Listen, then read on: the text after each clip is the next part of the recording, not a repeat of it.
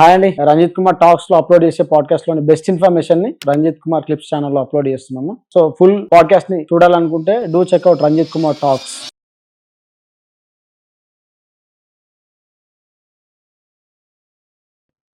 అంటే జనరల్గా homeopathy allopathy అంటే కొందరికి ఎట్లయితే అంటే జనరల్గా ఇంగ్లీష్ మెడిసిన్స్ వాడతారు, తగ్గదు. బట్ హోమియోపతికి వచ్చేసరికి ఈ మెడిసిన్ వాడినప్పుడు ఇమీడియట్గా తగ్గుతుంది. అంటే ఈ డిఫరెన్స్ ఎట్లుంటుంది అంటారు? అదే చెప్తున్నాను.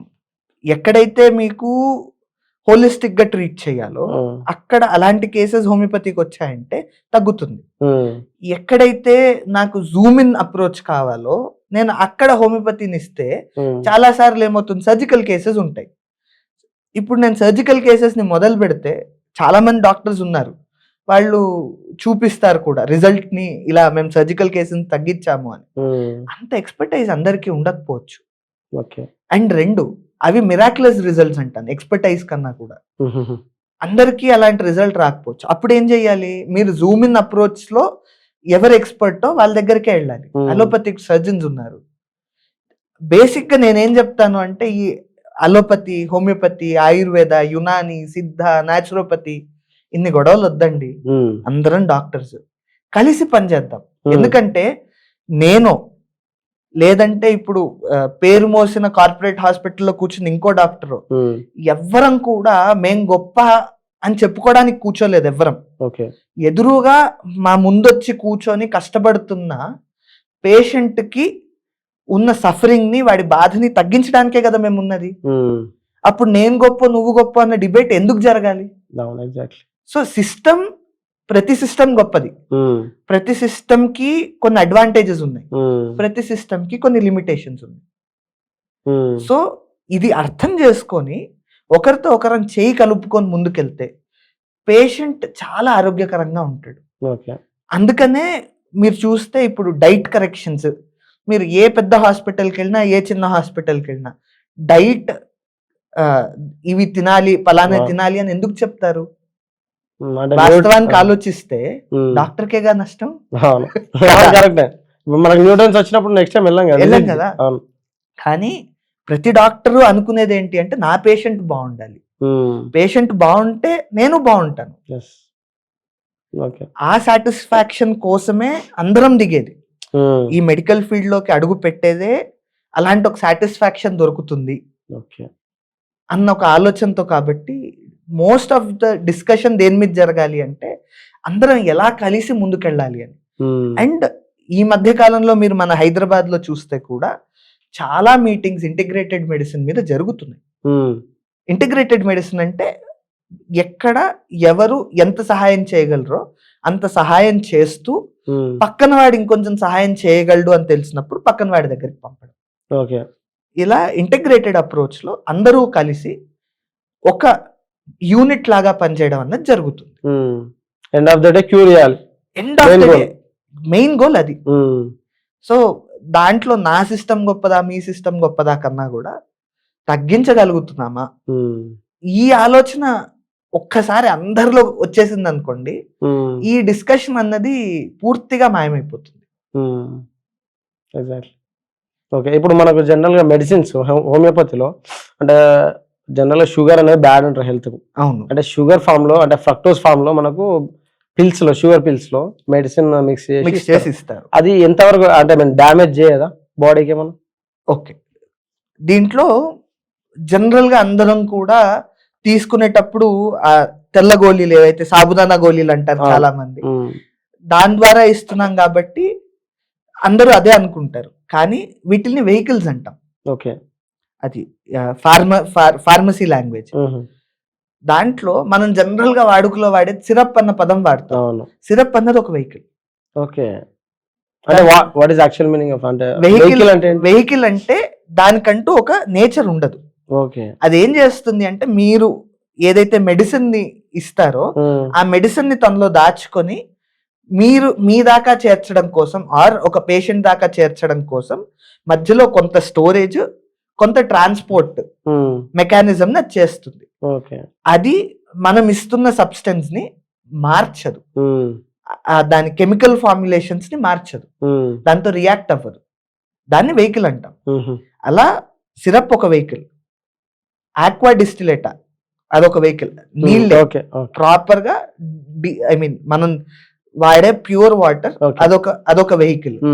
దాని తర్వాత హోమియోపతిలో ఈ రెండిటికన్నా కూడా ఫస్ట్ ఆక్వా డిస్టిలేటా అని వాడతాం, తర్వాత షుగర్ పిల్స్ మీరు ఏదైతే అంటున్నారో వైట్ కలర్ అది వాడతాము. అది కాకుండా హాలాండ్ మిల్క్ అని ఉంటుంది, ఓకే అది వాడతాం. అంటే అది పౌడర్ లాగా ఉంటుంది, అది పూర్తి ఫైబర్, ఫైబర్ గోట్ మిల్క్ తో తయారు చేస్తారు. పూర్తిగా దాని ఫ్యాట్స్ దాంట్లో ఉన్న కార్బ్స్ అన్ని తీసేసి ఓన్లీ పీచు పదార్థంతోనే దాన్ని తయారు చేస్తారు, బాగుంటుంది. ఓకే అది జనరల్ గా పిల్లలకి ఈ పిల్స్ ని గొంతులో ఇరుక్కోకుండా నమిలేటప్పుడు నమలడానికి ఇబ్బంది ఉన్నప్పుడు పిల్లలకి వాళ్ళకి ఇస్తాం. ఓకే ఇవేవి కాకుండా డైరెక్ట్ గా వాటర్ లో కలుపుకోమని ఇస్తాం. పేషెంట్ కి ఎవరికి ఎలా కావాలో దాన్ని అంచనా వేసుకొని ఇస్తాం. కాకపోతే మీరు అన్నట్టు మామూలుగా సహజంగా రెగ్యులర్ గా వాడేది ఈ వైట్ కలర్ షుగర్ కంటెంట్ ఉన్నవి, కానీ దాంట్లో మనం ఇచ్చేది 3-4 పిల్స్ వేసుకోమని, చాలా తక్కువ. గట్టిగా మాట్లాడితే మనం ఛాయ్లో వేసుకున్న చక్కెర కంటే తక్కువ, కాబట్టి పెద్ద ఇబ్బంది చెయ్యదు. కానీ నేను వద్దు అనుకుంటే నేను మార్చుకోగలగడానికి, నేను వేరేగా ఇవ్వగలగడానికి కూడా నాకు ఆప్షన్స్ ఉన్నాయి. నేను ఇవ్వాలి అనుకుంటే ఎవరికి ఇవ్వాలి, ఇప్పుడు షుగర్ పేషెంట్స్ ఉన్నారు, వాళ్ళకి షుగర్ ఇవ్వడం ఎంతవరకు కరెక్ట్, ఎంతైనా సరే కొంతైనా సరే మార్చి ఇవ్వచ్చు కదా, ఇస్తాం. ఓకే అలాగా జనరల్ గా రొటీన్ లో మన అందరం కార్బోహైడ్రేట్స్ లేకపోతే విటమిన్స్ అవి తీసుకుంటుంటాం, బట్ అందరూ ఈ ఫైబర్ అవాయిడ్ చేస్తారు. అంటే ఇంతకుముందు ఫైబర్ ఇస్తా అని చెప్పారు కదా మీరు, పౌడర్ ఫామ్ లో జనరల్ గా ఫైబర్ అనేది అవాయిడ్ చేస్తారు. అనేది మన ఫైబర్ కంటెంట్ మన డైలీ లైఫ్ లో ఎంత ఇంపార్టెంట్, అవి ఏ ఇంగ్రీడియంట్స్ ఐ మీన్ వస్తువులలో ఉంటాయి, వెజిటేబుల్స్ ఆర్ కార్న్స్ సంథింగ్ వేట్లో ఉంటాయి. పర్ఫెక్ట్. అసలు మనం పీచు పదార్థాలు చాలా కరెక్ట్ మోతాదులో తీసుకొని తీరాలి. పీచు తీసుకోవడం వల్ల 2 అడ్వాంటేజెస్ అండి. జనరలీ పీచు గురించి చెప్పి తర్వాత ఎలా డివైడ్ చేసుకోవాలో చెప్తాను. చెప్పండి. పీచు పదార్థం అన్నది మనకి డైజెషన్ కి చాలా ఇంపార్టెంట్. డైజెషన్ కి మాత్రమే కాదు, పొద్దున్న మోషన్ ఫ్రీగా పాస్ చేయాలి అంటే మనం పీచు తీసుకుంటే అది బల్క్ చేస్తుంది. మన ఏదైతే స్టూల్ ఉంటుందో అది బల్క్ చేస్తుంది, దాన్ని బయటికి తోయడానికి చాలా అవసరం, హెల్ప్ చేస్తుంది. సో ఇలాంటి పీచు పదార్థాలు ఎలా దొరుకుతాయి అంటే మనకు సాలెడ్స్, ఫ్రూట్స్. ఇంకా చాలా గొప్ప విషయం ఏంటంటే మనం తినే పాప్కార్న్ ఉంటుంది కదా, కాన్స్టిపేషన్ ఉంటే అది కూడా తినమని చాలా మంది సజెస్ట్ చేస్తారు. I mean cheap and best corns, మన మొక్కజొన్న, మీరు ఏమన్నా తినండి, న్యాచురల్ గా దొరికే వస్తువులు, ప్లాంట్ బేస్డ్ ప్రోడక్ట్స్ ఎంతో కొంత ఉంటుంది ఫైబర్. దాన్ని మీరు కొంత మోతాదులో తీసుకుంటే, ఎంత మోతాదు, జనరలీ మనం ప్లేట్ తీసుకుంటే ప్లేట్ కి 1/4 ఫైబర్ ఉండాలి. అంటే ఇప్పుడు మీరు ప్లేట్ అన్నారు కదా, ఇప్పుడు 1/4 ఫైబర్ ఉండాలి. మిగతా ఎట్లుండాలి ప్లేట్ లో? మిగతావి కొంత కార్బ్స్, కొంత ప్రోటీన్, కొంత ఫ్యాట్స్. ఆ 1/4 లో మనం డివైడ్ చేసుకొని పెట్టుకోవాలి, కంపల్సరీ డైలీ రొటీన్ లో యాడ్ చేసుకోవాలి, ఉండాలి. అండ్ ఇది కూడా ఎలా తినాలి అంటే, ఒకసారి ప్లేట్ అయిపోయింది అనుకోండి, అయిపోయాక మళ్ళీ 4 వేసుకోవాలి. నాకు నచ్చిందే వేసేసుకుంటాను అంటే కాదు, ఆ 1/4 అన్నది కాన్స్టెంట్ బ్యాలెన్స్డ్ గా ఉండాలి.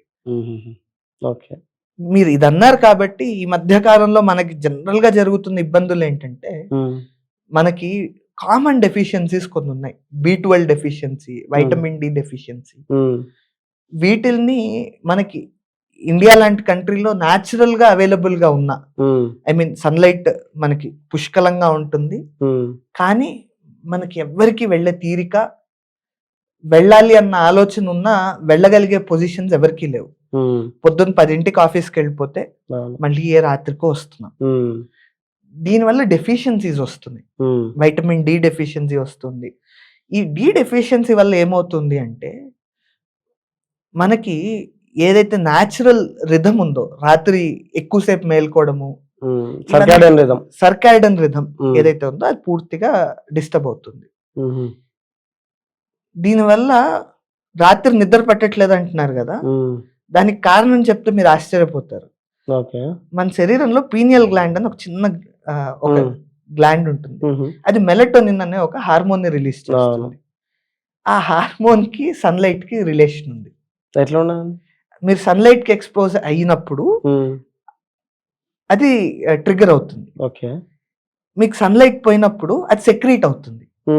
అది సెక్రీట్ అయినప్పుడు మీకు మత్తుగా నిద్ర వస్తుంది. ఓకే. మీరు చీకట్లోనే ఉంటే దానికి తెలియట్లేదు. మనం ఏం చేస్తుందంటే మెలటోనిన్ జెల్లీసో స్ట్రిప్స్ ఏవో దొరుకుతున్నాయి, వేసేసుకుంటున్నా, సరిపోతుంది. అది నాన్ హ్యాబిట్ ఫార్మింగ్ అని కూడా చెప్తున్నారు అండ్ చాలా అద్భుతంగా జరుగుతుంది. కానీ మనం మిస్ అవుతుంది ఏంటంటే ఇది న్యాచురల్ గా మనకు అవైలబుల్ గా ఉంది. మనం చేయాల్సిందంతా ఒకటే, పొద్దున 1 గంట, సాయంకాలం 1 గంట ఎండలో వెళ్ళడమే. సో కొంత మనలో మార్పులు కనుక తీసుకురాగలిగితే మన చాలా స్ట్రక్చర్ మారుతుంది. ఐ మీన్ ఇంత మాట్లాడుతున్న నేను కూడా లేట్ నైట్ మేల్కుంటాను. వృత్తిరీత్యా ప్రవృత్తి రీత్యా నాకు కొంత లేట్ గా పనుకోవడము అన్నది అలవాటైంది. కానీ ఎప్పుడైతే నేను ఈ విషయం తెలుసుకున్నానో ఈ మధ్య కాలంలో గత 2-3 నెలలుగా 12:30 దాటిన తర్వాత మెల్లగా నిద్ర వస్తుంది. మీరు ఆ నిద్ర నాపి మేల్కుంటే గానీ మీరు అలా ఎండలో తిరగడం వల్ల నిద్ర వస్తుంది. సో మీరు బాడీ ఎక్కువసేపు దానికి కావాల్సిన స్లీప్ అది డిమాండ్ చేస్తుంది. మీరు హాయిగా నిద్రపోయి పొద్దున్న ఫ్రెష్ గా లేచి మళ్ళీ పని చేసుకోవచ్చు. నిద్ర పట్టదు నాకు అన్నది ఉండదు అనమాట. సో మనం కొంచెం న్యాచురల్ గా ఇలాంటివి అలవాటు చేసుకుంటే ఈ సర్కాయిడన్ రిథమ్ లాంటివి, నిద్రలేం లాంటివి మనం మేనేజ్ చేసుకోవడానికి ఉంటుంది.